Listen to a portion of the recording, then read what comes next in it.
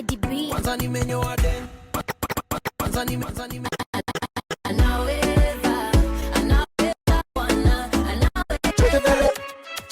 Check it. Baraka za baba. Yendo number uno, Yesu number uno. Yeah. Number uno, yendo number uno. Si chocha. What is working in my life, oh? Working in my life. Praise the Lord and thank you for joining us for another episode of the Angaza show. My name is Pastor T. Mwangi, and today we want to delve into a conversation that has been there but not fully exploited or explored. Already, statistics are revealing that indeed there is a trajectory whereby the girl child has taken over and the man does not even know his position in society. When they did their research, they discovered that whatever is happening is a product of many years investment towards the girl child and abandonment of the boy child. And so the conversation today, we want to first of all understand, how do you raise a boy to become a man? Because every man began as a boy. What are some of the things that you need to invest so that you can raise a boy who will actually become a man? You cannot change the man, but you can always change the boy. And so we'll be meeting right back immediately after the musical break, and we'll be having this conversation with a man that is worthy to give us this conversation. So thank you very much for joining us. My name is Pastor Tim Mwangi. This is Angaza show. Thank you, DJ Andy C, for those amazing mixes. And so, as I said earlier, there have been a conversation and a problem. Watu wamekuwa wakisema ni kama boy child alisahaulika. In the community today, we can see the effect, we can see the impact. In fact, we can see that there are so many young men who don't even know what it means to be a man. A lot of crises, a lot of issues, and we are here with Pastor Mbevi because who else would have led this conversation? Pasi, Bwana asifiwe sana and karibu. Amen. Thank you. Glad to be here. Wow, it's a good blessing. job, man. Yes. Job. Yeah. Let's begin with just a brief intro of you. Yeah. So Simon Bevy, been very passionate about the boy and the man. Lead an organization called Transform Nations. We started about 12 years ago to focus a lot on men and parents. We began with helping the boy, and then we realized the mothers were asking, how do we help the boy to become a man? So we started intentional moms or mothers of sons, and then also intentional dads for the fathers. And then we eventually now began to help the man. So we started Man Enough program, which now we partner with churches and corporates to do, to prepare the men to be better men. Okay. And to understand just their role in society and how to deal with the challenges today. But also I'm pastor at Nairobi Chapel, Kilimani currently. Wow, that's powerful. That's powerful. Yeah. When the whole Man Enough thing began, it was amazing. I know brothers who went through the program, and today they're well grounded, very focused, and many things happen. Now we're grateful. Now about 55,000 men have gone through it. Wow. So just the opportunity for men to get together. I think it's not as much how the material is great as it is the opportunity for men to gather together, get real, get vulnerable, talk about our challenges. You know, as men, when we gather together, we talk about sports, we talk about money, talk about women sometimes, especially our wives. We talk about those things, but we rarely talk about ourselves and what we are going through. Unlike ladies who within 15 minutes, they get personal. For us, we try to talk about things out there, not about ourselves. So it's been a good journey just to see men get together, but also deal with issues now that we're talking about the boy child. A lot of us are a product of what we did not get during our boyhood. Because as we did research, we realized a lot of men, the challenge they have is that they were not fathered. The majority, in fact, we did a study some years ago that showed about 78% of those that we talked to, they were either unfathered, without a father, underfathered, very little fatherhood, or misfathered with a bad dad. So it's only a very little percentage of people that would say, men and women, that we had a good relationship with dad. Okay.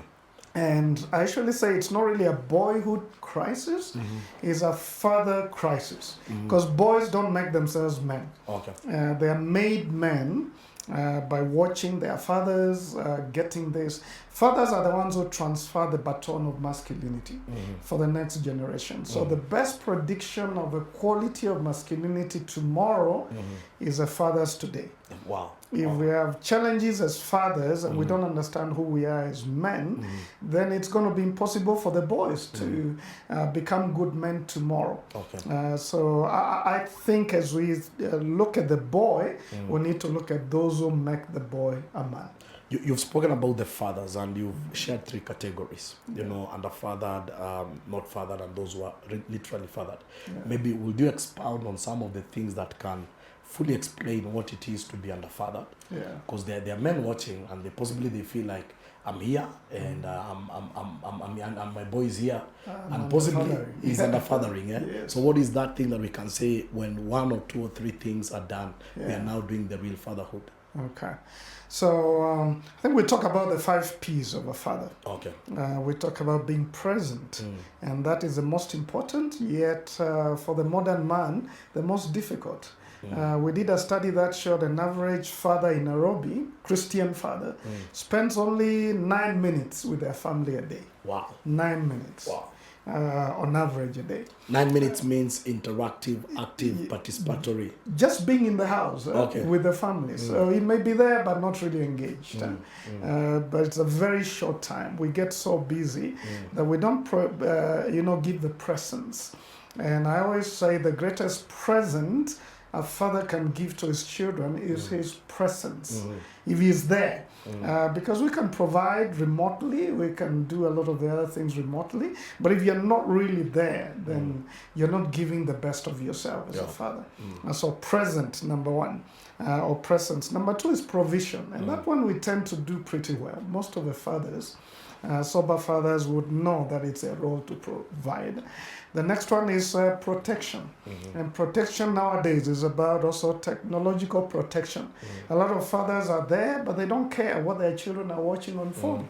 And then a lot of them are being misguided by social media, pornography, and all of these dangers of technology.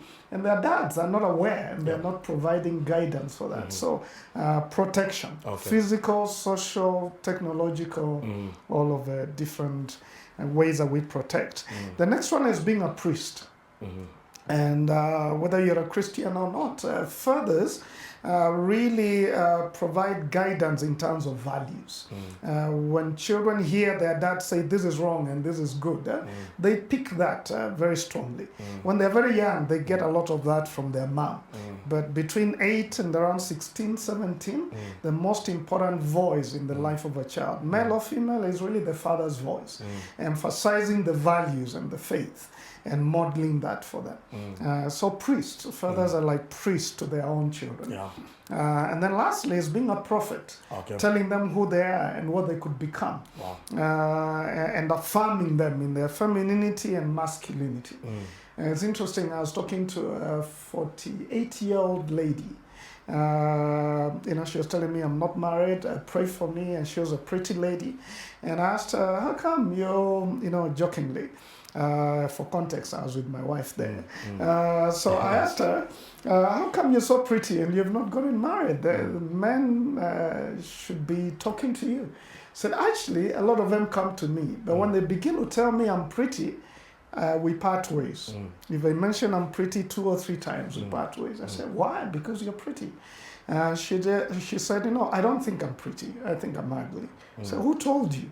She said when she was 8 years old, she wore this nice little dress. In my mind, it was yellow and flowery because of where I come from. I wore this nice little dress, and I came to Dad. He was watching football. And I came to Dad. I said, Dad, how do I look? And she was strolling around, asking the dad, do I look pretty? The dad said, no, get out of there. They're about to score. I said, but Dad, how do I look? No, you're ugly. Get out of there. Wow. She was 8. She's 48. She still believes she's ugly. Wow. Because of the words of the father. Or even the lack of it, lack of affirmation. So really fathers are prophets. They affirm the children for who they could be. I became a lawyer, because I'm also a lawyer by training, though I don't practice, because my music teacher was like my father figure, because my father died when I was 8 years old. But my music teacher became like a dad to me. So one day he looked at me and said, Simon, you have done very well music, you're a bright boy. I think one day you become a lawyer. Wow. I became a lawyer because of those words when I was in Form 2. So those are the 5 P's, being present, provider, protector, priest, and prophet. Knowing the words that come out of our mouths are very important, both to the girl child and the boy child as fathers in affirming them. So back to your question, then we have some fathers who are under father because they don't have the time. They're just so busy doing a lot of things. Sometimes they lie to themselves. They are so busy providing that they are not present. But you know, when children grow up, they don't remember the toys you bought them. They remember more the times you had with them. That's true. That you were present, that you did stuff together, that you hung out, that you, you played together, that you went for trips together. That is the best gift you can give them. So yes, be out there to provide, but don't be out too much that you forget to be present with them. So a lot of modern fathers are under-fathering, too little time with their children. I remember one guy in our church who came to me and said, I think I'm doing that under fathering thing because he is a captain, of an airline. And so he was living outside of a country. He would jet in for just 1 or 2 days every month. 1 or 2 days a month. And the children were very young. So one day he came in, brought some toys to them, and he stood somewhere and overheard them talking. And they were saying, oh, Daddy has come to visit us, but just for a day, and he's going back again. And so he just thought to himself, how can I be a visitor in my own home? This is not right. And he came to me and said, I'm changing my jobs. I want to be present. So he quit that international airline, took a regional airline so that every night he is at home. He sleeps home. And the other day I met him, he said, that's the best decision I ever made. I'm no longer a visitor in my home, I'm a resident. I am there. So under-fathering is that. Unfathering is when you're not present at all. Like when my father died, or when there's divorce and separation and you're not really in your children's life, that's now you're not really fathering. You're not present at all. And even you're not calling to get involved at all in the children's lives. And then lastly is misfathering. This is when you're a bad father. There are some people who are present, but then they are violent or they're just really mean to the children. I mean, the fathers wouldn't celebrate. I mean, the children would not celebrate them at all. And there's distance. There's no emotional connection. The other day, a dad told me that, a guy told me that the longest trip he ever had was with his dad. From Nairobi to Nakuru. I said, that's not long. How was it long? He said, we had nothing to talk about. We just don't have a relationship with my dad. So when I got into the car and we were only 2 of us, he said, have you belted? And that is in Nairobi. The next time he spoke was in Naivasha. Do you want yogurt? After that, it was Nakuru for him to announce we've arrived. They have no conversation at all, no connection. So some of the fathers then, especially our fathers, because we are in between generations. That's right. We are trying to really connect with our children and be present, but we are coming from a background where we never really connected with our fathers. They are harsh. There's a power distance. You could be slapped just for looking. What are you looking at? And you're given a slap. That's where we are coming from. But now we're trying then to father in the way that it's meant to be. So unfathered, under-fathered, misfathered. Wow, that's profound. At least now it's possible for someone to rate himself. So let's come to the conversation of molding a boy. I believe during the former regime, one of the national holidays, the president stood and said, we are staring at a crisis because the rate of single mothers is on the increase. And you've said that many men or masculinity and all these features are communicated by a man. And so we have so many young boys are born in broken homes. Many young boys possibly born even in a home where both the father and the mother are there, and boys who are just born possibly out of a single mother, never to know their father. Yeah. What are some of the things that can be done to raise this boy actually to become a man, irrespective of his background? That's a good question, and of course there are a lot of single moms, but also some moms who are married, yes, but the father is not involved at all. Yeah. So we do a bit of mentorship for the boys. We call it 412 Boys. And we're hoping that we can see 1 million boys mentored by the year 2030. Wow. Starting from last year. So we found there are a lot of boys who have a daddy, but the daddy is not involved at all. Or sometimes he just doesn't know how to get involved. The issue is that there needs to be a connection, and especially from 8 years to 16, 17, between a boy and a male figure, if the father is not there. Yeah. There needs to be a relationship so that this man can model what it is to be a man and have conversations about masculinity. Because at that point, it's around 8 years, boys and also girls begin to pull away from their mother to get to know themselves. It's a season of identity and purpose. And as they pull away from their mom, they need then another voice and another person to connect with them. And that is the dad or a dad alternative. That could be a mentor or someone else. So what I encourage single moms to do, because I grew up in a single mom situation after my father died that young when I was 8. And I had what I call a father hunger. A desire to connect with the father, with an older man. In fact, it was so bad that whenever I saw someone who remotely looked like my dad, had beards, like you, I would want to get very close to them, just to feel like I have a father-son connection.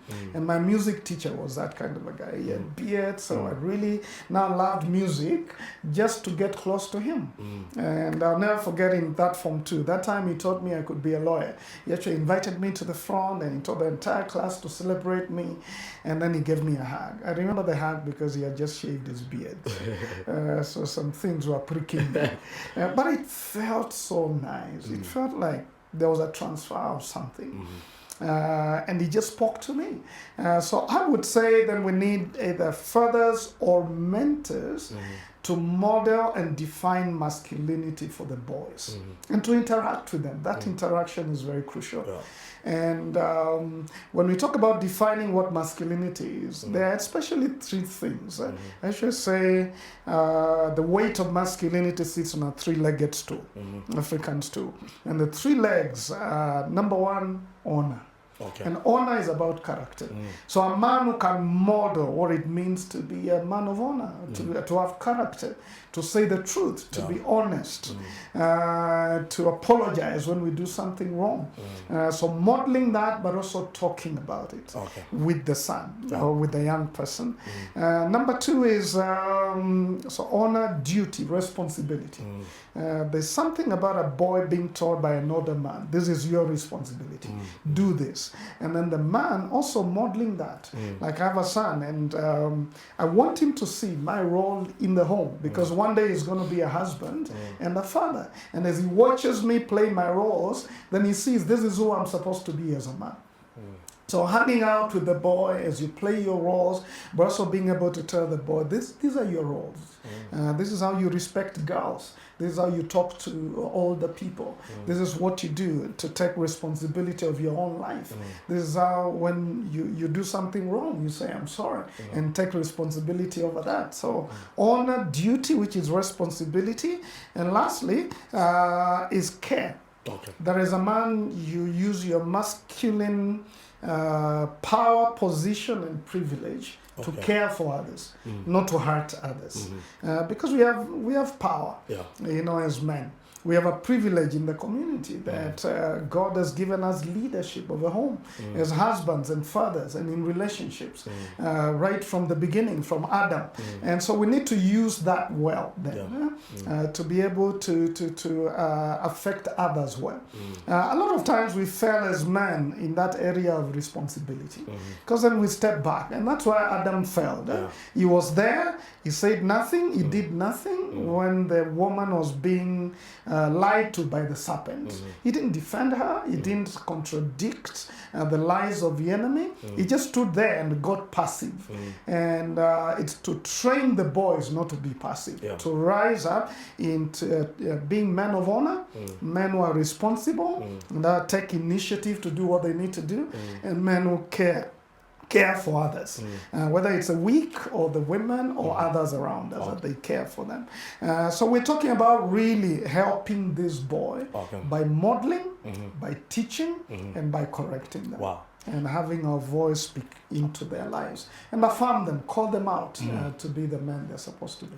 I want us to take a small musical break because this is the matter is heavy, the lectures are deep and very, very practical. And I hope if you're watching back at home, I believe just tell a man to tell a man, tell a woman that there is something good happening. See you immediately after the musical break.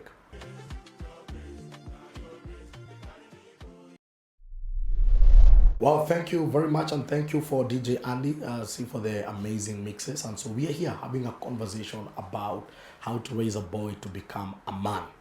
They say that sometimes, you have no choice of gender, but you have a choice whether you want to become a man and a responsible man at the end of the day. So, Pastor Mbevi, you're sharing very deep insights. And there's something you shared, and I felt like this will also be very important. You said, in the pursuit of raising a boy, you also focused on sitting down with women just to help them know that they are raising a man, and they are raising a man in this boy. I have a young boy, and this is personal to me because I have a young boy, and I know my wife must watch this. And she keep on asking me, is this how men behave? Even our producer is a mother of boys, so I know this is very important. In a few, just maybe, can you speak to the women on how to raise the boy? Because sometimes you've said men affirm, confirm, they model. And I believe sometimes men learn by observation. That's right. And sometimes women tend not to understand the man they are raising, and either they overdo it or sometimes they underdo it, and they don't know where to set the boundaries. What would you say, or what is it that now you see to the women to tell them about the boy? That's a very good question. That's how we started the Mothers of Sons, because women were just bringing the boys and say, help them. Then we help them, and they go home, and they mess up what we did. Because so I think it's two issues. Number one is understanding your role as a woman in preparing the boy to be a good man. But number two is understanding boys, because boys are different. And of course, even the bigger boys, even us, we're different. And I find when women understand the boy, they get to understand the fathers of the boys as well. So understanding boys are different. Because a lot of mothers say, why is he doing this? What is this? I like talking about gender intelligence. Women understanding men and men understanding women. For example, let me give 3 examples maybe of how boys are different. Boys think they don't take many instructions. So when you're talking to a boy, or even generally to a man, don't give them, if you're a mother, don't give your boy 10 instructions at a go. Give him 1 instruction or 2. I remember one time teaching my wife this. She got to tell my son, go to your room, draw the curtains, pick up the socks from the floor and put them where they're supposed to be, make your bed and come back. He went and he came back. He did not do any of the other things. So he came back and said, Mom, what did you tell me? When you tell a girl 3 or 4 instructions, they actually get it and they go and do it. But for boys, you need to keep it simple and straight. So I told him, go to your room, collect all the dirty clothes, put them in the basket and come back. So he did that, and then I said, this is number 2 and 3.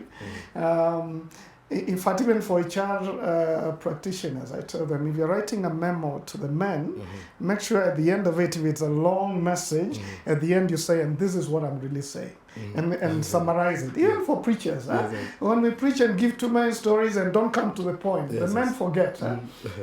The women understand the process, because for women, the story is the point. For men, the point is the point. So get to the point, even though you go through the process. So I tell mothers to remember that, always get to the point and remind the boy. Number two, boys are not face to face. Girls are. When I'm talking to my girls, they turn my face like this, say, "Daddy, look at me." My boy would never be caught dead doing that. In fact, when you're talking to a boy and you really want to correct them, and many times mothers say, "Stand here, look at me, what did you do?" Either they're going to look down or they're going to feel so threatened. It's like your wife doing that to you. I know she would never do that. She's but holding you and say, "Look at me, what did you do?" It's very threatening for a man. So for boys, if you really want a long, good conversation, take them for a walk or do the dishes as you talk. At least you're not looking at each other. You're talking. I remember when I was talking to my boy about pornography, we had a long drive all the way to Makueni and back. And we were able to talk because I'm not looking at him squarely on the face. We're looking at the road and he's looking at me once in a while, stealing a glance, but looking out there. So we could talk. So if you want real conversations as a mother, do that. Lastly, boys are not very good with emotions. So when they go through a deeply emotional challenge, they don't know how to express themselves as well as women. Part of it is brain science. We just don't have as much connectivity between where we are, the place of speech in the brain and emotions like women have. And for grown-up men as well. It's a lot harder for me to try and explain something when the emotions are high. My wife would do it very well. I would feel defeated. So that's why men go to the man cave to process, and then they can come out and explain what it was. So teach the young boy how to process their emotions. That now you're sad, now you're angry, now you're this, and this is what. Teach them to do that. Women do that very well. So use your feminine prowess, so to speak, to help the boy grow in emotional intelligence and the ability to relate well and express himself before others. So understand the boy, that he's different. Don't treat him like a girl. Treat him as a boy as you treat the girl as a girl, and then release him early. Don't hold him too close. A lot of mothers, I met a mother, can you imagine? A boy is 12 years old and is still sleeping in the same bed with the mother. Wow. So I had to rebuke this mother and say, "You can't do that." Say, "No, I'm afraid what if he has a bad dream at night? What if this and this?" So don't over-mother the boy. You're going to then raise a mama's boy. One who can't do stuff for himself because mommy does everything for him. From 8 years, you should let the boy make his own bed, wash his own underwear and things like that. Begin to release him. Motherhood is released right from the womb. You release the child by giving birth, and then weaning them from breastfeeding is a release. Motherhood is a journey of release. So make sure you release the child at the right time, especially 8 to 9 years. That's why you find preteens, they don't want to hug their mothers in public because they feel, no, what will other boys say? As some of the boys begin to say, "Hug me in the car and then let me go to my..." because they need that release. So make sure you release at the right time. Don't hang around your child for too long. Wow, that's very profound. I'm just listening to you and I'm seeing my wife. I'm getting points on so many things before they arrive at 8 years. Now, generally, let's come now to the boy child. Now, what are some of these investments that need to be done so that we make sure that we raise a man at the end of the day, especially in the early formation stages, so that we don't complain later because someone said it's easier to raise a boy than to fix a man. That's true. So I shall sometimes talk about raising the boy through the stages. Okay. Before the boy is 5 years old, you just need to know boys are boys, have a lot of energy, testosterone, and they're going to jump around. So I tell mothers, don't tell a boy, don't jump around. Just show them where to jump and where not to jump, because they will jump one way or another. A lot of men I know, they broke their arm or something. We just love risk. It's part of who we are. That's why part of the reasons why men don't live as long as women, because we'll take a lot more risks in life than the women, besides also not talking. So that's up to 5 years. But 5 to 8 years, we call it a time of emotional rebirth. This is when a boy is closest to a girl. In terms of, you find a boy before he's 5 years old, he crushes insects and he doesn't fear anything. Yeah. But then he gets to 5 to 8 years and now he's running away from an insect. And you wonder, what happened to my boy? It's a stage. Yes, yes. We call it the lover stage. It's when they begin to have a crush and get very close to other people, begin to cry a lot more. They want to hug all the time. So that's the time then we need to help the boy really understand how to manage their own emotions. Okay. That's an important time. And how to manage relationships. That's the time when kids say, no, I hate you. And then 2 minutes later, I say, no, I love you. Because of that emotional rebirth that is happening. Then they become a preteen. A preteen is when you need to release them now to become a man. So you begin 9 years to 12 years, you begin to tell them what it means to be a man. Okay. You begin to teach them courage, teach them how to do certain things, how to be harder in some ways than the girl. Because men, we will get to do harder things physically than the girls. So you begin to prepare them. That's a time of preparation. Okay. And then 13 to 18 is when you begin to teach them now the values of manhood. And actually I talk about sleek. We're talking about service, how to use their power to serve others. S for service. L for loyalty, how to be loyal to the family, to be loyal to whatever they commit to be loyal to a football team. To be loyal. I'm not Arsenal. Arsenal fans are crazy about that. Anyway, I'm Liverpool. But that's besides the point. To be loyal generally, even to a relationship and to their family. And then they need to learn integrity at that point. Integrity is very crucial. How to be true to their values. What are their values? How to be honest. How to have integrity, financial, moral. How to relate to the girls. So that's teenager, integrity. And then courage. Courage to do what is right even when no one is doing it. Courage to be different. Courage to stand for their faith as a Christian, to know that I'm a Christian, others may not be Christian, but I don't have to fit in, I can stand out. I have the courage, the moral courage, the physical courage, the social courage. So courage, the C is for courage. And then lastly is knowledge, to begin to understand what is manhood. And I should talk about real men. Take initiative, live responsibly, lead sacrificially, love faithfully, and leave a worthwhile legacy. Wow. That's our first topic in Man Enough. So teaching that boy to begin to take initiative and do what they need to do without being pushed like a wheelbarrow, that they can just rise up and do what needs to be done. So take initiative, lead, take it. Live responsibly. That is the character we were talking about. Lead sacrificially. Know that they are now leaders, natural leaders, and they will lead one day as a husband and as a father, and they need to take leadership and realize leadership is serving others, not demanding service. And then loving, how to handle love. During that time, they need to know love is like fire. Can be a good servant, but a bad master.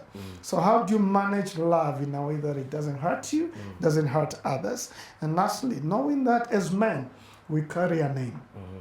That name, we're going to give it to our wives one day. We're going to give it to our children. Their children and your wife will answer into your name. So how do you manage that name well for it to mean something as you give it to your children and to your family in the future? So those are the different stages. And then, of course, after that, they begin to practice masculinity. And they need to learn now discipline. To discipline themselves, the discipline of work, the discipline of relationships, discipline of time. Those are important things to learn. So I know I've said a lot, but I'm just saying teenage is when we prepare boys to become men. By 18, they need to understand this is my role, calling, an assignment or mandate as a man. Yeah, and I think Genesis tells us very well just our mandate as men. Yeah, right from Genesis 2:15, a man is given a territory and told, be in charge. So we are kings in the territories that God has given us, but kings who serve, not kings who oppress. Then 16 and 17, he was given rules to play by, and he was told, hey, brother, you can eat everything that you need here, except the fruit of the tree in the middle. And we need as men to realize our freedom goes as far as we follow God's word. Beyond that, we get into bondage, actually, thinking we're being free.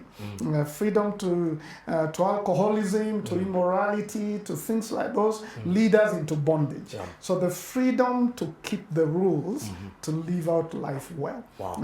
That is 16 and 17. Then after that, he was given the mandate to love a woman and love her well and build a family. And after that, a mandate to touch the world. He was told, go and name the animals out there and take care of the environment. So that's a mandate to touch the world. So we're of course, to do that, he needed to work. So I talk about the W's of a man. He was given work. Of course, he was given a world to impact. He was given a woman to love. He was given several things to do right from Genesis, as I've enumerated. And then, so beyond 18, then we begin to play that out in our lives and to touch the world out there and to be men who make an impact at the end of the day.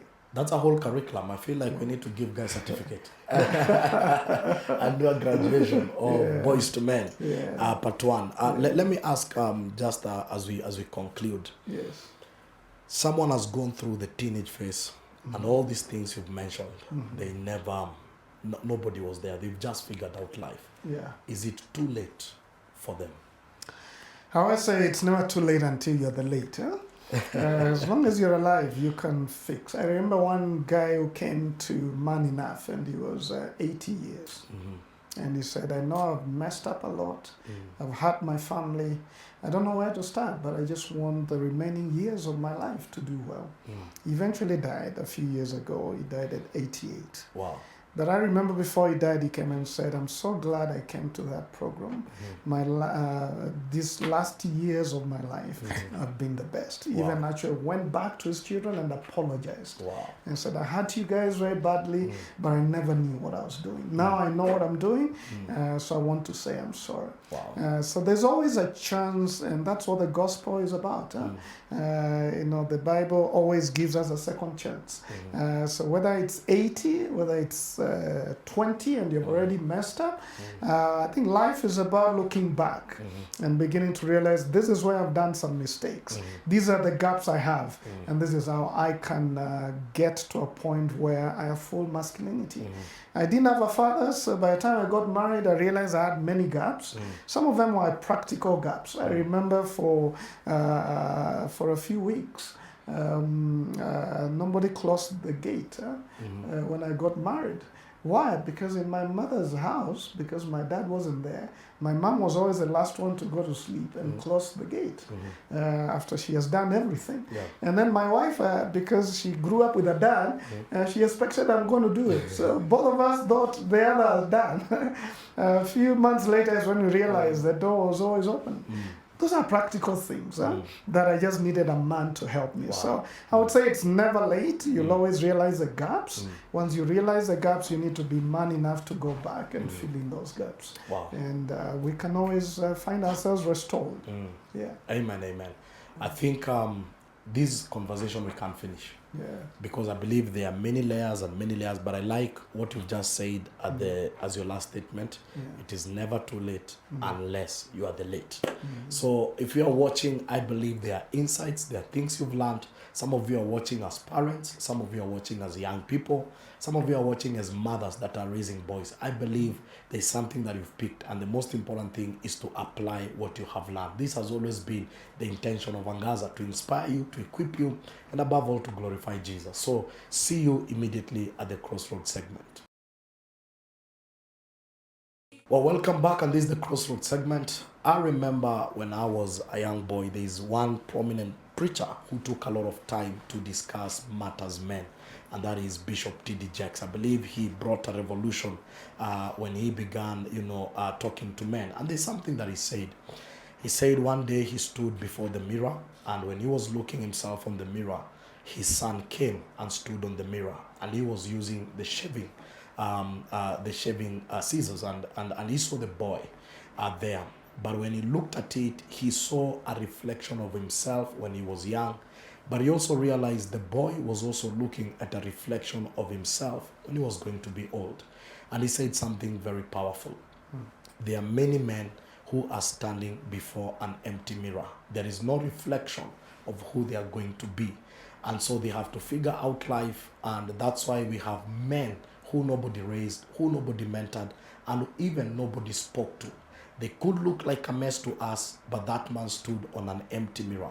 And I'm so excited that such conversations can take place, because at the end of the day, even if you stood on an empty mirror, this insight will begin to bring an image and a graphic image of the man that you're supposed to be. My name is Pastor Tim Mwangi, and that's the Crossroads segment. Till next time, see you then. And I want to say thank you to KBC and also the producers and the guys behind the camera for always making this a success. God bless you, and have a blessed weekend.